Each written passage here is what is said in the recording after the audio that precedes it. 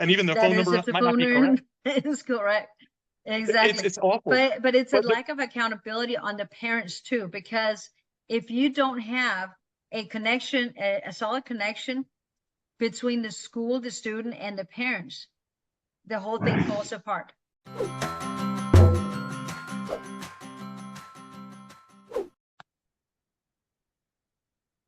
Hi, everybody. This is Karina Schmitt with Mega Voice and Making Education Great Again. I'm here today. I've had, let me just rewind a little bit.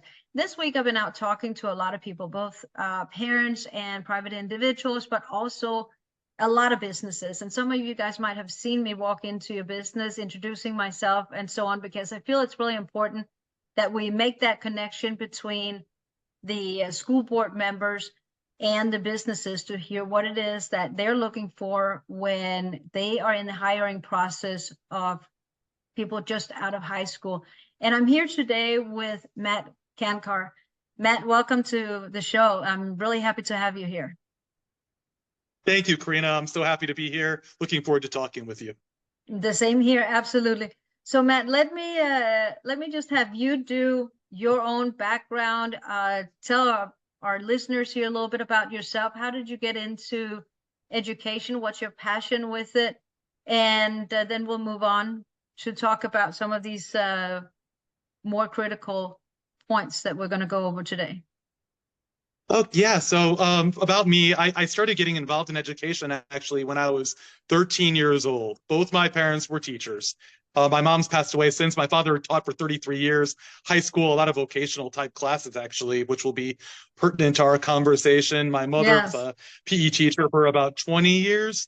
My father got called by a woman in the community who had a daughter a year younger than me, which I found out later. I didn't know them at the time, saying, do you have any high school students that are able to teach a woodworking class to young kids after school? And he recommended me because I had more knowledge and I had skills working with kids when I was in 7th grade that probably a lot of high school kids didn't have the temperament for.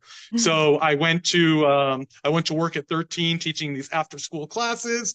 I eventually, when I was a kid, I thought I might want to teach like high school or middle school history, which is what I teach right now in public schools.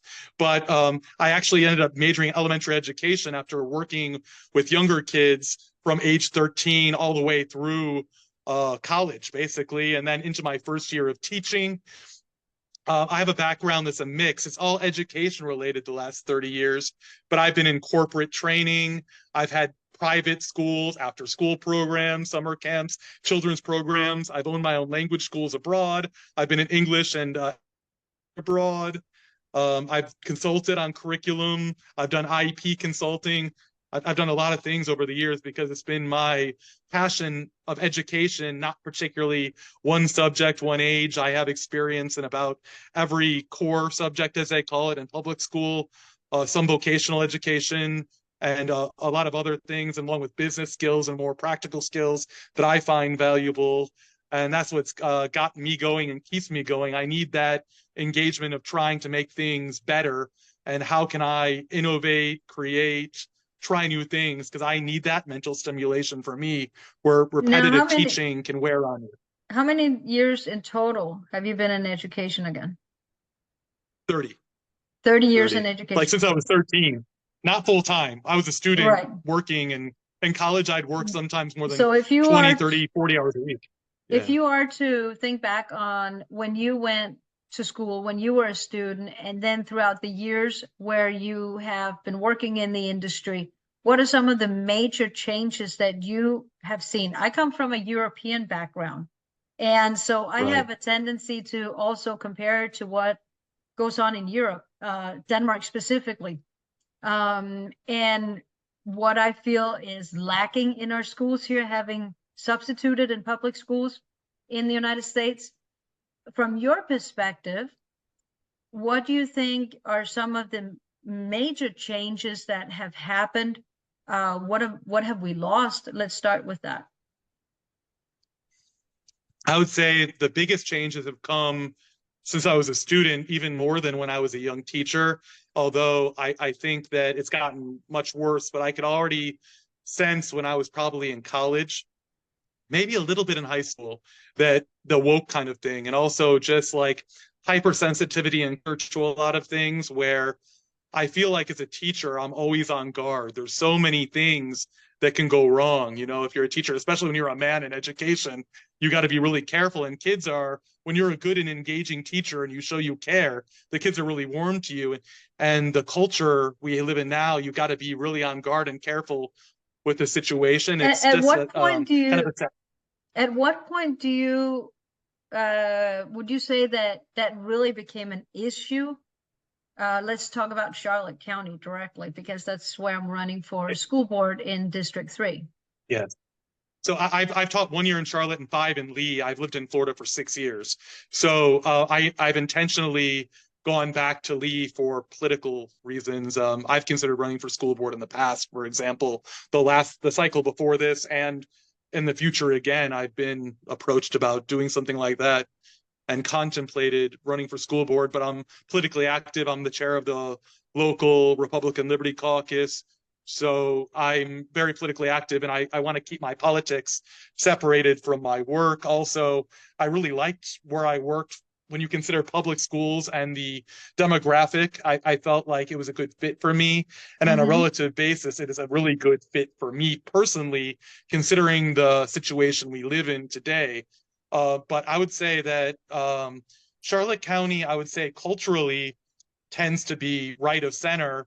So there's an advantage, and we've talked about this before offline, where Yeah, like there's a difference between a Democrat county and like Miami-Dade County and Charlotte or Lee County. I think that a lot of this with education and academic rigor, or whether it be cultural standards, parent involvement is critical. So if parents are not exactly. advocating for certain positions, we're in big trouble academically and socially and culturally, because people will push boundaries. And when it comes to academics, where I grew up, my parents were both teachers. That probably was an advantage, generally speaking. But where I grew up, there was a really high rigor expected in public and private schools alike, because I came from a place where parents tended to be highly academically successful, and financially successful. So there was a lot of money and effort and time and value put in education. And I think that maybe like, it's got to be the most critical thing is still parents showing that they care about education and value education of whatever Parental variety involvement. to their kids. Yes, Well, critical. It's probably the most that's one critical. of the things that I think I have seen as the biggest difference between Danish schools and Florida schools. Let's just keep it local here, because for example, in Danish schools, the parents can share their contact information so that they can contact each other without being supervised, so to speak, by the teacher, which is what's happening when you're using, for example, Dojo. Whereas here, it seems like they are almost deliberately kept apart so that the parents can't directly contact each other. And they're using privacy and safety and yada, yada, yada as an excuse all the time. But there's something to be said about the ability for parents to connect with each other and to allow the kids to interact with each other outside of school, because they don't get that much socialization time in public schools now. We have hardly any recess time left except for lunch break. And that's a huge problem, because the social skills are equally important to develop during those formative years, which I think the Danish kids thrive a lot better about, rather than American kids. Danish kids have more How social much time skills. would a how much time would a middle school student in Denmark get? I've read about Finland more than Denmark. I have family in Finland Denmark, so I and hear Denmark little are bits. very much alike. I mean, Okay. so after each 45 minutes class, and so there are some schools where they have an hour and a half together, but then they typically have a break between that and the next class, where they completely distract themselves, and they are encouraged to socialize, and not be confined to a classroom. They have a lot more freedom in Danish schools too. Like, for example, even in high school and middle school, Danish schools are not surrounded by walls, so to speak, and certainly not like Southridge Senior High had at one point. They had barbed wire around the schools. Southridge Senior High in Miami-Dade County. That's nuts to have the kids grow up around that. They are more free to leave school grounds in high school, which they can't do here. I mean, in high school, they're not surveillance like they are in American schools. And you can argue safety or not safety. However, that confinement, that box that they're being put in for that many hours a day without being able to step outside at all, I don't think that's healthy for their development.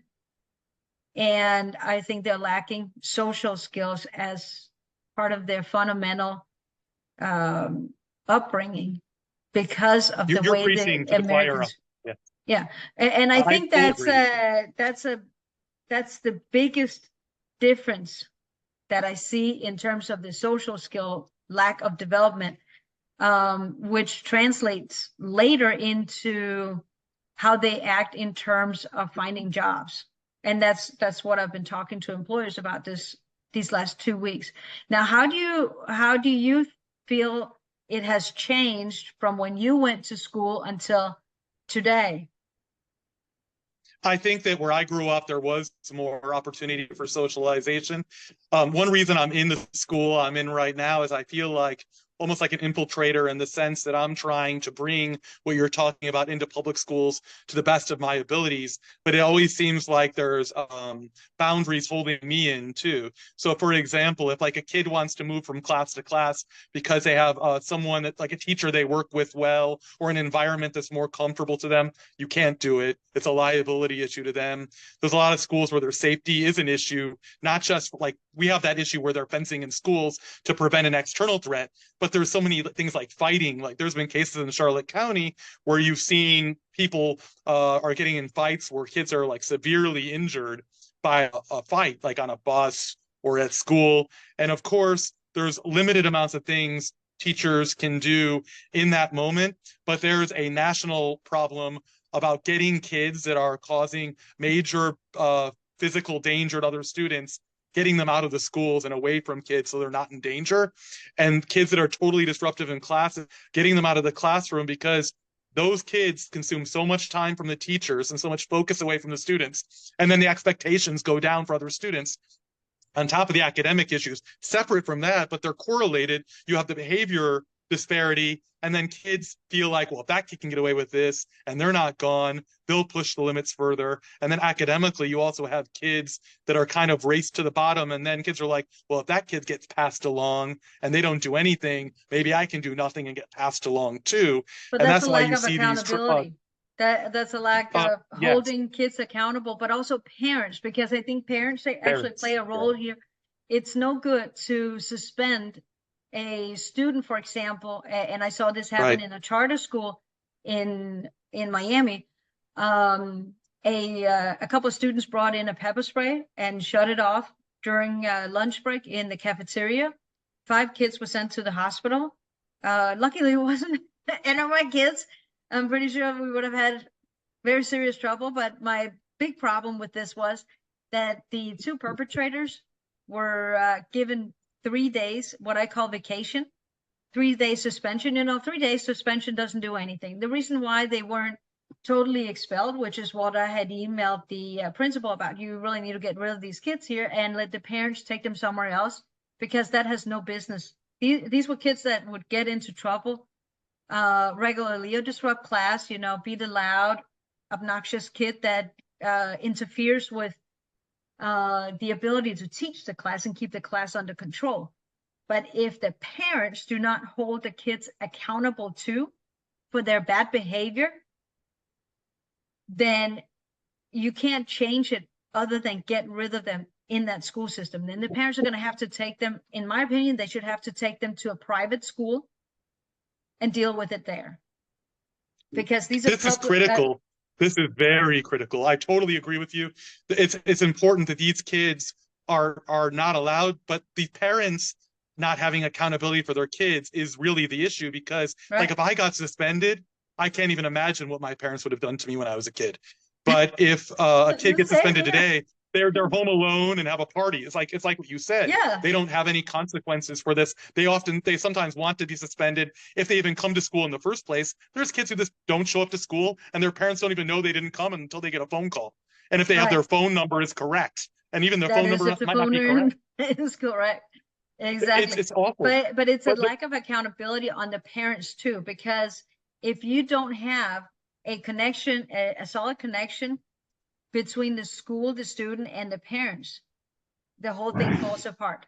And then suddenly the kids think that they can get away with it and they do get away with it because there are no consequences. And that's where I think we need to set our foot down instead of continuing to almost reward bad behavior. I think that we've got to the point. I talk about this with my Danish family and people I know in Europe. That's right. You have a Especially Danish background too. Yeah, right. So Yes. like we talk about this kind of thing in Europe, there's kind of cultural breakdown happening when you have a lot of immigration. And there's certain places where you have like let's say a big social safety net, like in Denmark. They have high individual tax rates, but they have a huge social safety net, a lot of money for education and whatnot. But the problem is in America, you have such a diverse background. I think there's a lack of that cultural inclusive feeling. Like Danes are like one tribe and they hold each other accountable, and there's a cultural understanding. I think in the United States that's been broken. There's something else that you need to understand here, and this is something that really differs from American mindset. Danes are not nearly as litigious as Americans are. Americans are big, and this is part of our problem, that parents will sue schools for the most ridiculous stuff instead of just step up to the plate and be a parent and take care of your kid. Right. Because the kids are not in school. And this is part of the reason why I think we need to have some serious changes, and part of the reason why I'm running to. We need to have the parents hold their kids and themselves accountable too. Because it's not the teacher's job to raise your child. It is the teacher's job to teach them math, English, literature, geography, history, whatever it is that we have as our topics, right? It is not the teacher's job to raise your kids. That is the parent's job. You know, it is not. I think a lot of the kids don't belong to the state or the school. The kids belong to the parents. So if you want kids, you need to be present in their lives and take care of them. And it's no excuse if you're a single parent, because it's both parents. And that's a mentality in our society that we have to change, because we were once there. We were once there in America too, where we took individual responsibility and not just resort to, I'm going to sue you if I'm unhappy. Because this is what was changing throughout my life. Like you asked me what changed in my life, that is the key. But what I'm trying to get at here is, obviously in education, the accountability thing is a problem for the kids. And of course, that's a product of their parents often case. There are cases I've seen where you would say these parents are totally involved and they're really intense. And then there's some kids that are just not conforming with society's norms. There's those exceptions. But generally speaking, the parents and the kids are the reflection of the parents' expectations, stereotypically. But the education system is just one more example of our cultural deterioration. So like families are breaking apart. There's a culture of dependence, and education is one of those things that's part of our culture of dependence. So you have people who are like, well, why am I going to bother working? I can just go on welfare. I can have 2 kids. That's correlated. There's no expectation that if I don't do my best in school, I'm not going to be able to help support my parents later because they're going to need my help. There's no expectation that I need to support my kids and myself. They're thinking, oh, the government will take care of me. I don't need to do my best. I'll get welfare. I have a bailout. That's a mediocrity that has been implemented in the United States, which is where I think the United States is falling apart, because it used to be a society of always striving towards the best and, you know, excellence. And one of the things that set themselves apart, because Europe has a tendency to be that mediocre society, very collectivist, mediocre society.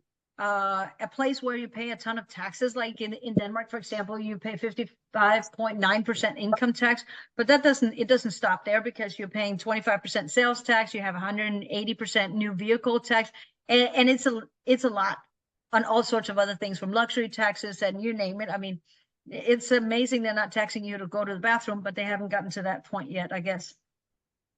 My However, understanding is that in Denmark and Sweden and places like this, they're starting to repeal some of the social safety net because they're starting to see, because of the influx of immigrants who maybe take advantage of the Danish system, for example, that now some of the native people are yeah, like, well, if they're doing it, I'll do it too. The child check, they call it.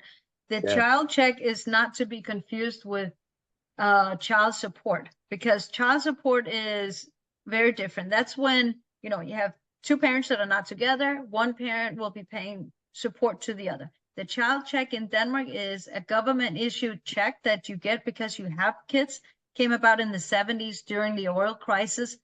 And it's a check that they get every 3 months, regardless of what their income level is and regardless of whether they're paid into the system or not. So the more kids you have, I've heard of this. Yeah, it's completely whacked. The more kids you have, the more money you get every 3 months until the child turns 18, right? So the younger the child is, the more money you get, because they argue that when they're really young, you know, you spend more money on diapers and what have you.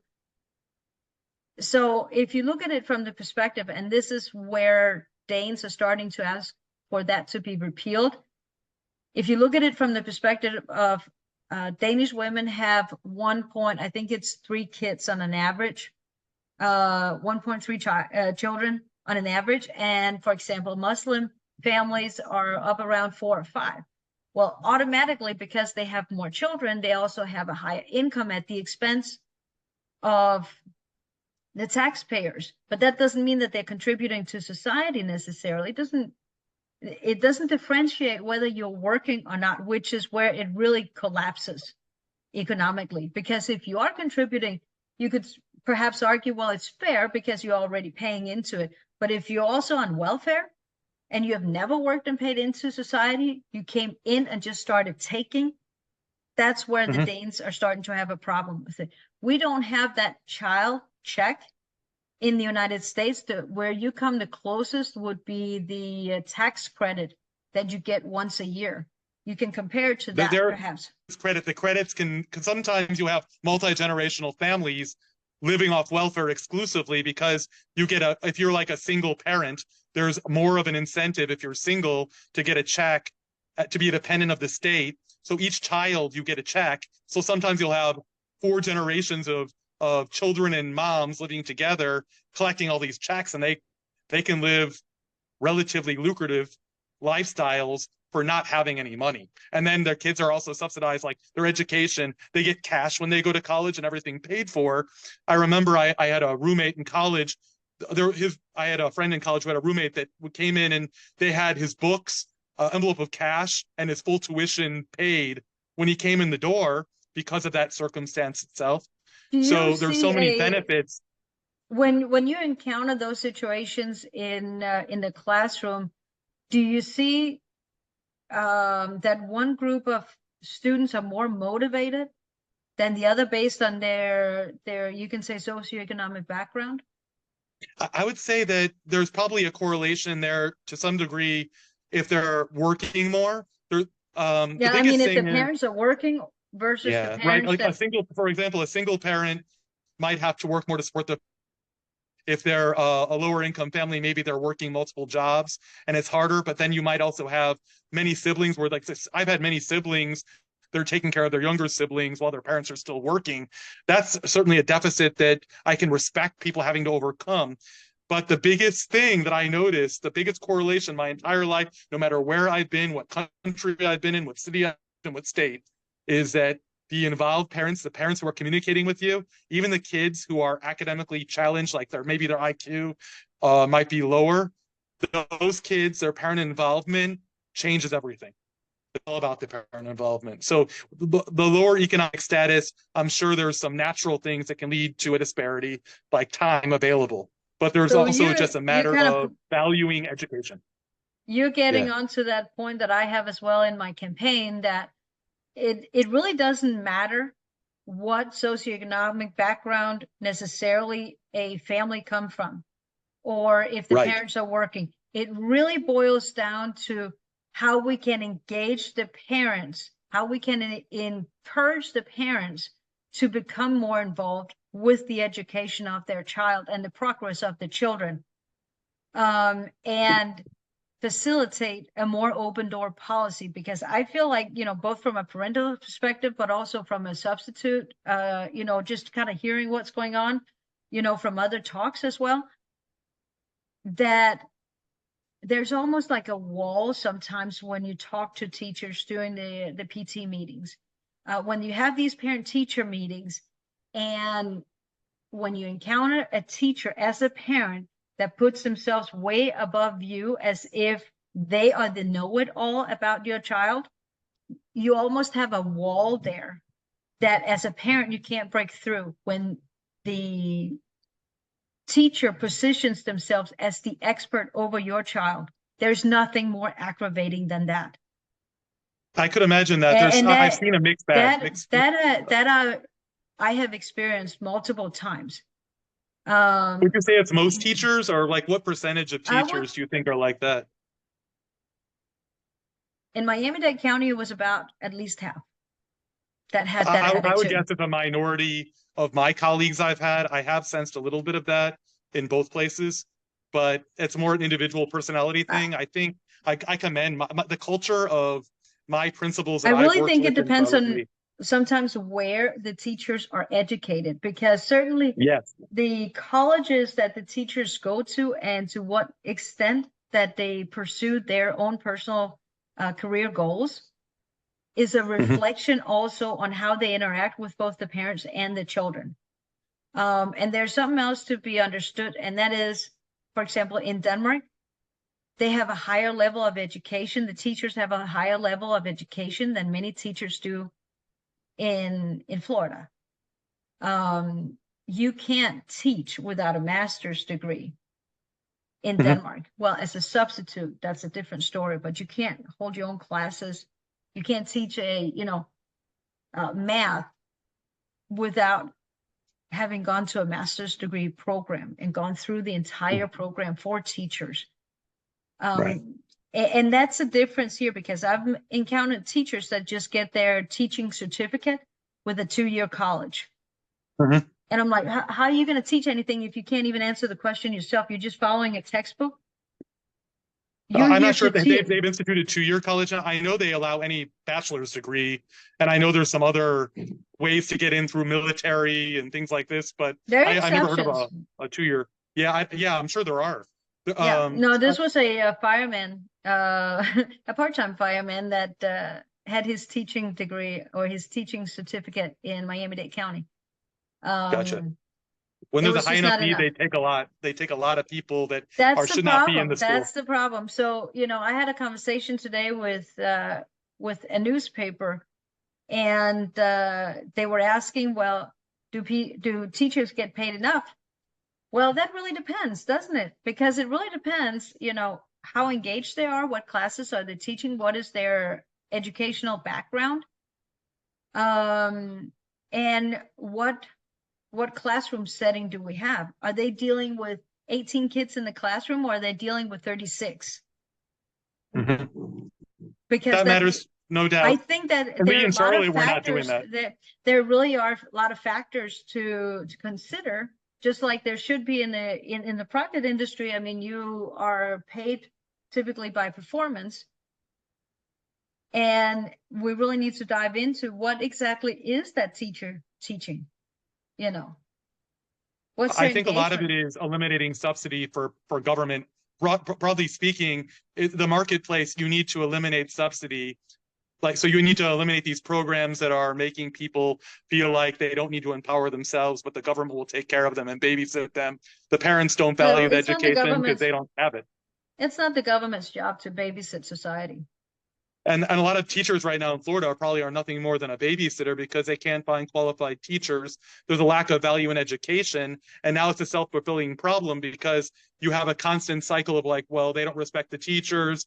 They maybe the teachers don't want to be there because the parents don't respect the education system in general. They don't value the education they're getting. So you lack parent support. There's systemic problems where like they can't get rid of kids who are troublemakers. There's so many things breaking down the culture, and it's now an ongoing cycle. It's going to be generational because now you're going to have kids who have kids have kids that are not valuing the education they got. Then you have an increase in drugs and vaping Sure. and cigarette smoking on school property as well, which, you know, they are talking about how they want to change that by surveillancing the kids. I don't think surveillance cameras will be the ultimate answer to this. What is your perspective on that?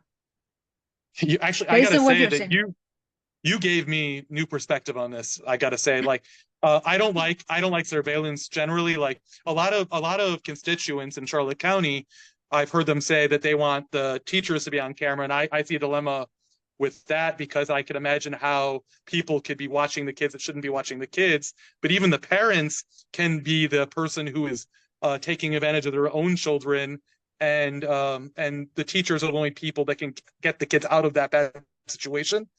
So there's a lot of dilemmas there. I understand the idea of transparency. I like having parents. I'd like to have more parents come in the classroom. That would be cool. I tend to try to create a culture that is more conducive to mixing the academic rigor with the socialization. I think it's critical, not only because it's good to have social skills, but because the kids are more engaged. The kids are more interested in the topic. They're not burning out. The kids just being in a robotic classroom where they're constantly in a regimented environment burns them out, and they're not interested in learning anymore. They start hating it. And most kids that I'm around don't like school because of that. The question is, are they not interested in learning, or are they not stimulated and supported in learning? Well, I think that it's they're not stimulated, but it leads to them not wanting anything. They get closed off to even innovative instruction. Like they get burned out by things that might even be interesting. They're less willing to give things a try because they've been battered down by the time they're in middle school, or they think, oh, this is pointless. Why do I need to learn this stuff? So I try to make sure they understand everything I'm teaching them is practical in some way, or why it might be, or at least what I'm using these skills or knowledge to help them develop further that will help everyone in their lives. Like, for example, I'm teaching world history. I'm telling them, I'm like, you need to be able to interpret things you read. You need to be able to write and explain yourself. You need to be able to find information and make sure you're getting accurate information by comparing sources, things like this. But Looking also at primary sources. That's actually something that I've heard you speak, and that's something that, like, I would say the state civics, for example, are really good about. The Florida state civic standards, where I think a lot of the more leftist states probably would try to do their indoctrination. There's a lot of primary sources on the standard. If you're teaching in your textbook about say Islam, which is one of the topics in world history, right? If you're not for me generally, but yes, in high school, yes. In high school, yeah. If you're teaching about Islam, how can you possibly teach about Islam without ever considering the Quran, ever even reading an excerpt of it? I'm not saying that you should read it back to back, obviously, but how can you consider the textbook as an accurate text if you don't compare it with the original one? Just like if you were teaching about the U.S. Constitution, let's talk about, just say the Second Amendment. If your textbook says that the Second Amendment is really bad because it makes people trigger-happy idiots, and we should get rid of that because the Second Amendment gives you the right to keep and bear arms. If that is the only thing that your textbook is teaching you, and it never looks at, if never they contextualize with the U.S. Constitution, that is more than just the right to keep and bear arms. The text has the elements of the militia too, and also, what does it mean for the government not to be able to infringe upon these rights? If you don't consider the entire text, how can you claim to be teaching about the Second Amendment? Yeah, you're right. On principle, I agree with everything you're saying. When you're talking about the Bible and Quran, I don't know how much that will get into a controversy where you're actually showing religion versus giving a paraphrased version of what that is. I assume you could use passages, but the tricky thing these days, because of the left wing putting in their indoctrination with books, you have to have everything be approved, I think ultimately by the state, but we have like review boards at the county level, Mm-hmm. and we're not even allowed to, in Lee County, I'm not even allowed to use texts that are not approved by the county now. So generally, I'm working out of a curriculum provided by the district, and I need to make sure that I'm complying with all the law. So it makes things a little more So that comes complex. down to the They're really question, good are we about the really civics. over-regulating though? Um, it's tricky. I would say that in my ideal world, you would have more localized control of education. So I guess, yes, from the state level down, in my opinion, I would ideally like it to be Should we left to the get rid of the county, but Department then of you're going to have Education? Miami-Dade County. Well, that should be gone. That's illegal, first of all. If you want to study the Constitution, the Department of Ed is not, it's not even authorized by the Constitution. So Correct. literally in public schools funded by the Department of Education, you should be Yeah, teaching it that needs to Department of go. Education is illegal. It's It needs unconstitutional. to go. Uh, Yeah. I yes. had Yeah, but it's not even, I it's had illegal. It's not state, only that, it's illegal. it's illegal. Yeah. I had Kat Pellegrino and another grassroots candidate that's running right now for a state committee woman. Yep, And I a friend asked of her mine. the same. I'm sorry. She's a friend of mine. Yep. Yes. I'm a big Uh, fan of Kat. yes, and she has an extensive background from the military as well, that she Yeah. brought with her. So we were talking about the same question: should we get rid of the Department of Education? And she was a blank. Yes, absolutely. We I have to get watched rid it, of it. or listened to it, I should say. I Oh, haven't you watched saw it. it. Okay, But great. yeah, Um, I've listened to at least a few. and I really love your article on practical education. Actually, you should put that in the show notes. That article on practical education is directly related to this. Very good. we'll do, we'll do. Um, but also considering the fact that our country is as big as it is, we're not talking about Iceland, for example, with only 250,000 people. We're talking about a country with some 330 million people, not including the probably 40 million illegals that are here. Mhm. We can't have a federal government that controls what happens at the local level. It simply just doesn't make any sense to do that.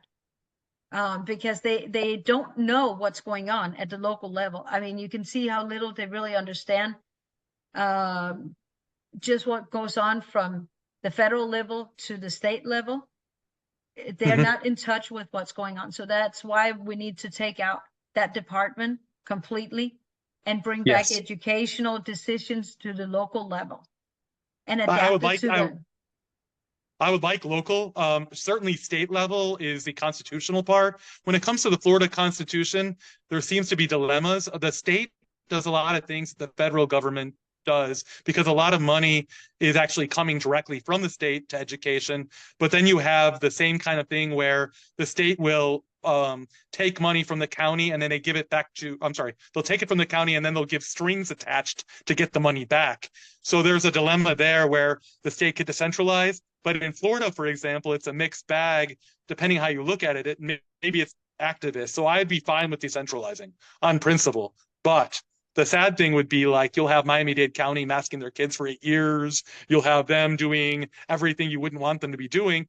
But then again, you can leave and move to Lee County or Charlotte County, and you can find something much different. So I guess that's fine with me. I'd rather it be now that states start decentralizing, much like our federal government. When the states created the federal government, there was these very few powers given to the federal government and the delegated powers, and I think that it would be good for Florida to do the same thing, where they maybe maintain something similar to the Bill of Rights like they already have, and something that enumerates particular powers to the states and hands off the rest to the counties. Because our population has increased so rapidly, there are counties that are far bigger than states at the time of the founding. You could further decentralize, so you have a whole other layer of decentralization.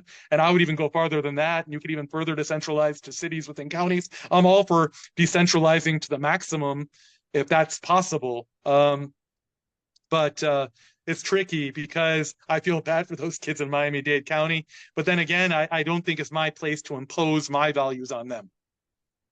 That's true. That's true.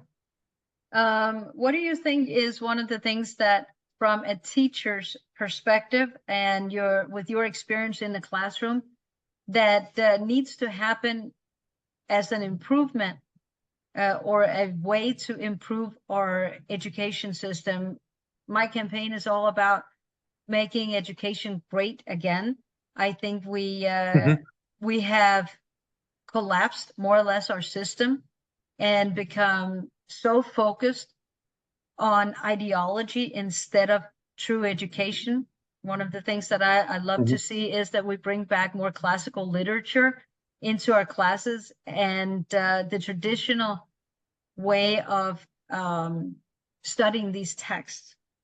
And I'll mention a couple of books to you here that my children have studied in their last school year. This is from 8th grade, that I don't see in most 8th grade schools throughout Florida. That's Sir Gawain and the Green Knight.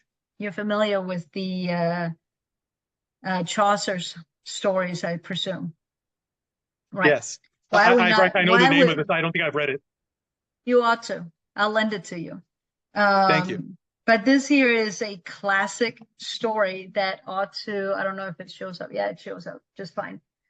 This is a classic story that is fundamental for English comprehension, I think, but also understanding the history that took place back in those days.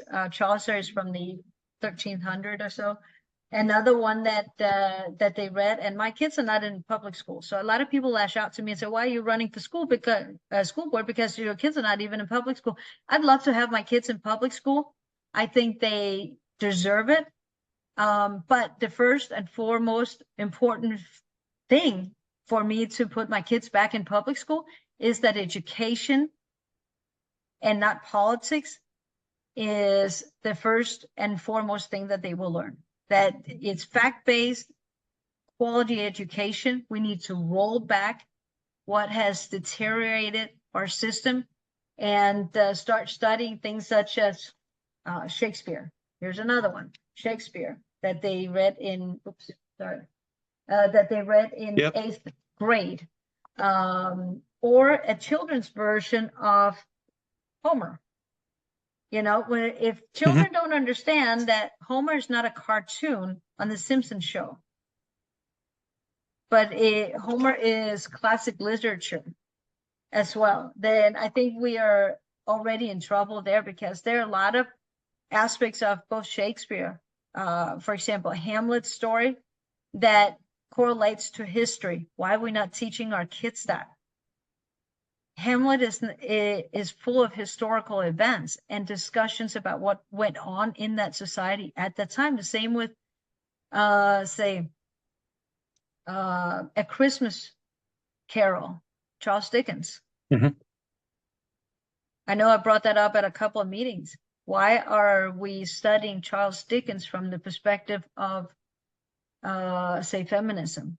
That's not what Charles Dickens was writing about at the time. At the time, we would, in the 1840s in England, a big issue there was the question of child labor, the question of how many hours should kids work. Why are we not studying the history that we can truly contextualize with to understand? You're a history teacher. Charles Dickens' story. I think that's valuable for history and for general language, whether it be learning how good writers write, reading comprehension, historical context. I agree with all of that. My general philosophy about reading would be, I think you need to get kids interested in reading and learning generally by finding things they like and then exposing them to more and more things.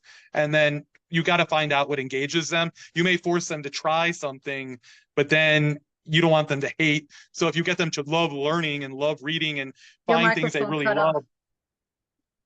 Do you hear me now? Yes, I can. The last thing I heard was you don't want them to hate.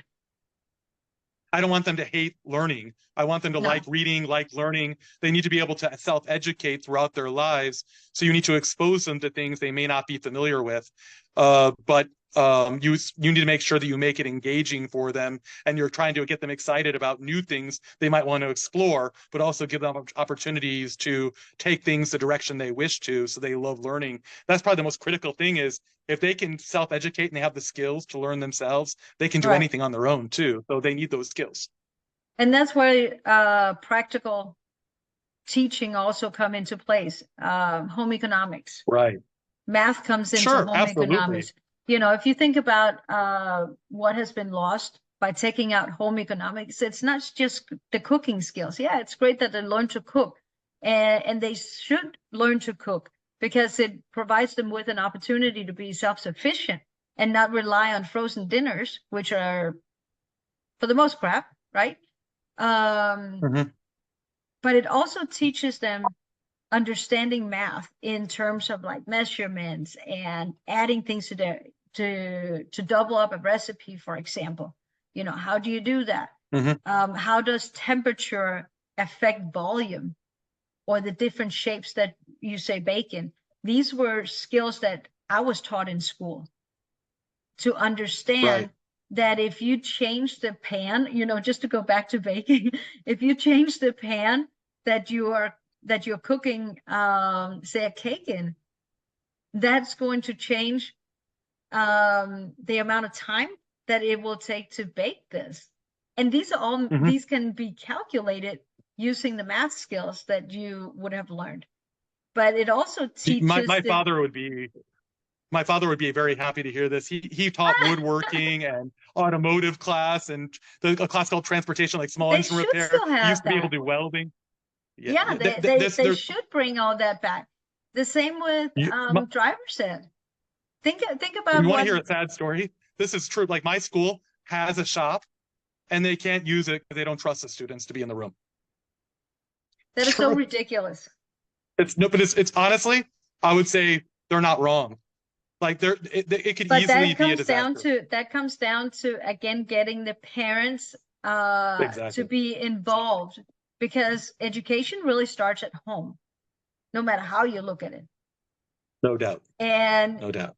you know, you can't say, well, I've heard people say, well, you can't engage those that come from poor families or families where the parents don't have any college skills or anything like that. I think that's a bunch of baloney, quite frankly, because It we is. have it's baloney. Let's just call it what it is. Because Yeah. historically, we have had all sorts of kids in the same classroom from all kinds of levels of societies, from the farmers' kids to Mhm. the doctors' kids.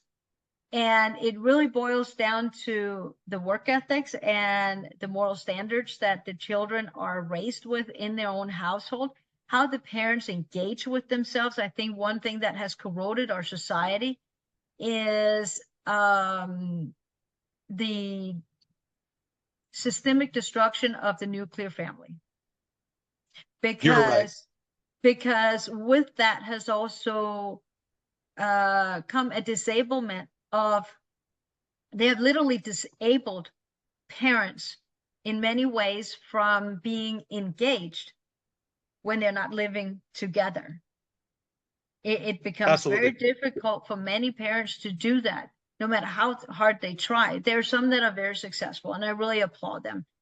But it is these skills that we are to teach our kids so that they become self-reliant and they can take instruction, for example, and this comes back to your baking recipe again, or taking directions on how to cut a piece of wood into a baseball bat or whatever it is. Mhm. It's being able to read the directions, process that information, and turning into a practical matter. And if Yeah, that's not taught, that's a lot of it is. if there's so many elements in this, and also the interaction between the students and the teachers, being able to learn and demonstrate in practice that if you cut it in this angle, it has this and this effect. The theory is in the math class, granted, but the practical testing of it, so to speak, that comes in woodworks or in home economics class, or in, say, a class that teaches you, among other things, how to fix a bicycle tire when you get a flat. Yeah, If you don't understand why you have totally a agree. flat, if you don't understand what happens physically when you have a flat tire, how in the world are you going to fix it? You know. Yeah, but this is critical. You need to talk to my father when he gets back to Florida. He's up in North Carolina now, but he taught I'd for love to meet 33 him. years, all We'll these have kind of coffee, all of subjects. us. Yeah. You, Or you like should the have him on kind this podcast, in my opinion. You should have him as a guest. That'd be a good talk I'd love because to. he has so I'd much love knowledge to. and experience in education. Or like, Yeah, you know, I that'd be was incredible. talking to the newspaper today, and I said, your math skills comes out in, say, a painter's job. And at first they kind of looked at me like, what in the world are you talking about, woman? But it does. Think about this. How many buckets of paint does it take to paint a room, all four walls, given the measurements? If you don't have your basic math skills and you understand volume, then you're not going to be able to do the job. How are you going to go to Home Depot or wherever they get their materials from? Burst of colors painting, for example, another painting store, right? How are you going to measure and calculate how much paint you need if you can't do the basic math and correlate that to a practical matter? How's it? This is exactly my philosophy. I was looking forward to having this talk for this very reason, but I knew we were going to be like-minded almost all around. So I hear you. You're preaching to the choir on this one. Trying to get them to apply the skills they have to something is always one of my key pieces. But again, it's hard to do that in the way the system is set up. There's a fundamental flaw with the culture, and therefore a fundamental flaw with the system. So that's so we need to call unfortunate. out to the parents, for the parents to really get engaged and to contact me as a candidate. What is it that you want to see your kids do? Not everybody needs to go to college. Not every child wants to go to college. You know, not everybody is interested in studying, but we also need to put value on vocational training, because we need those jobs too. We need people to No doubt paint houses. We need people in construction. We need hairdressers. We need plumbers. Don't devalue a plumber's job. How dare you? Because if and they're paid well. If that too, they can make a really great career for themselves. But if your toilet breaks down, you're not going to call a philosopher to fix your toilet, because guess what? He probably can't do it, right? You know, it's totally true. You know, if you need your lawn mowed and you don't have a lawnmower, what are you going to do? Let it grow to the end of the world? No, you're going to figure out a way to either do it yourself or call a company to do it. But that company doesn't need to go, the owners of the company or the lawnmower guy, the landscaper, they don't necessarily need to study, you know, say anthropology in Africa to do their job. I hear you. And they'll probably at the end of the day make more money than the guy that's sitting there paying off his debt after 8 years in college. So let's not devalue you're right. practical training. And that's where we need to bring parents back in and listen to them when they show up to the school board meetings, and not ignore when they ask, I want to be contacted about this. Then it's the school board member's job to reach out, because they already have your contact information, because otherwise you wouldn't have an opportunity to speak there.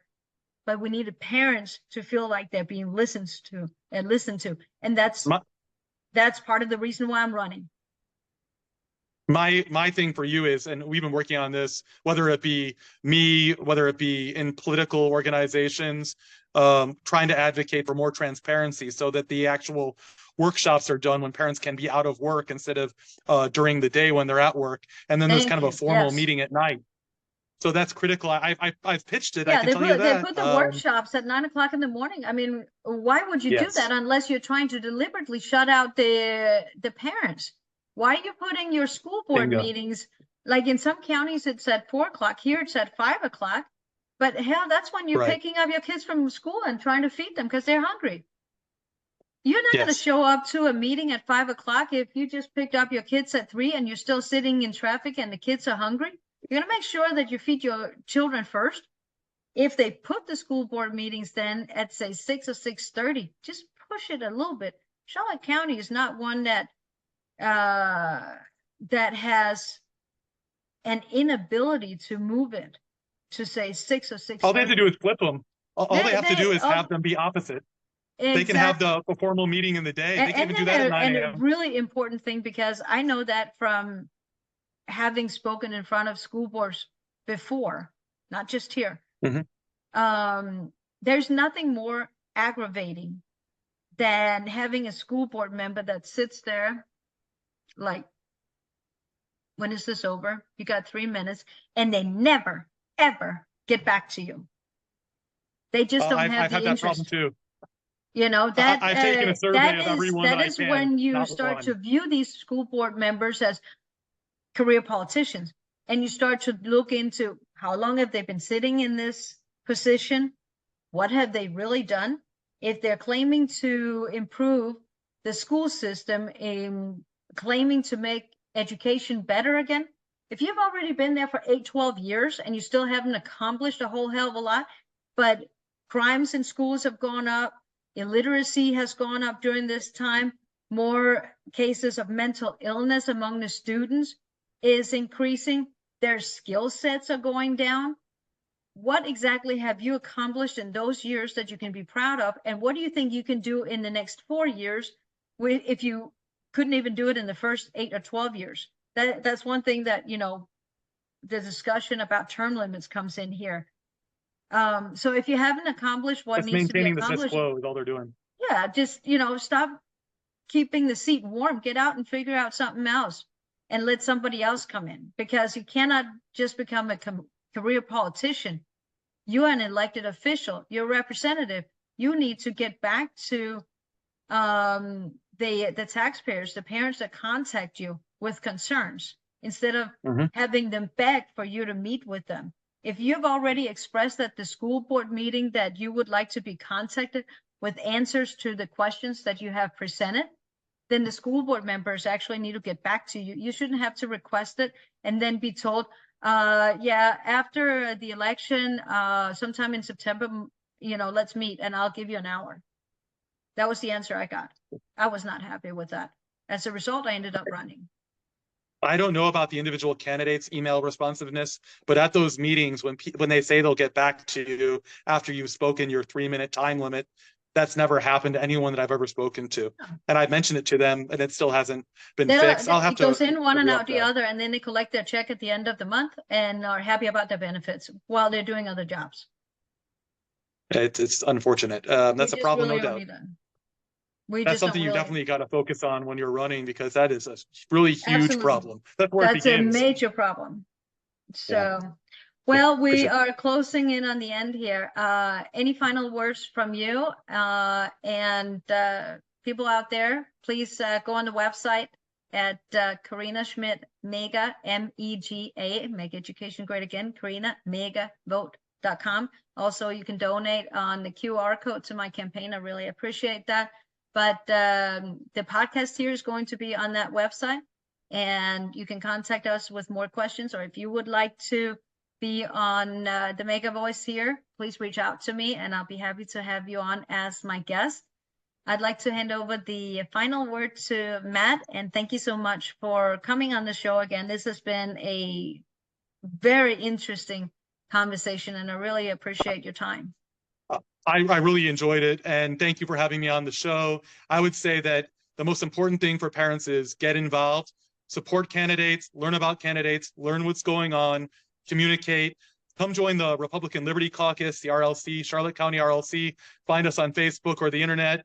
Get in touch with me if you want to get involved. I can connect you with a lot of people who are working on trying to get things fixed, and you can make your interests known, and numbers help. If we have numbers, go out and vote, get people to vote for changes that you believe in, vote for the things you support, communicate with the people around you and people who are trying to lead the way. Thank you so much. Just to the voters out there, The election for school board is on August 20th. It's not part of the presidential election, so don't wait until November. Make sure that your voter registration is up to date, and do that 30 days before the election. Vote on August 20th and support how to make education great again. The school board election is a nonpartisan election, so you have to basically just show up and vote for the right candidates here. Vote for change. If you're unhappy with what you have right now, if you would like to see change, it's time to make those new faces come in, and vote out those that you have not been happy with. This is the time to have your voice heard. Again, if you want to come on Mega Voice, I'd be happy to have you here. Matt, you're doing a tremendous job. Thank just you. for the voters, I am not a member of any political club or any party club at all, and I'm not going to become a member during this election. It is a nonpartisan election, and I want to keep it that way because I think all voices deserve to be heard. That is the First Amendment, freedom of speech, and the point is making things great for the kids again and put focus back in the center, not politics and not side deals. So thank you so much also for coming on and sharing your experience and giving your input in how we can change things and actually give the kids an opportunity to become valued assets to our community as they exit My pleasure, high and school. thank you. Thank you so much. Everybody have a great day and happy 4th of July, Matt. I'd love to have You both you and too. your father on. I think that would be fantastic. So please reach out again and enjoy a very important holiday for our country. I will. Thank you so much. Thank you. Have a great day, everybody. Bye for now.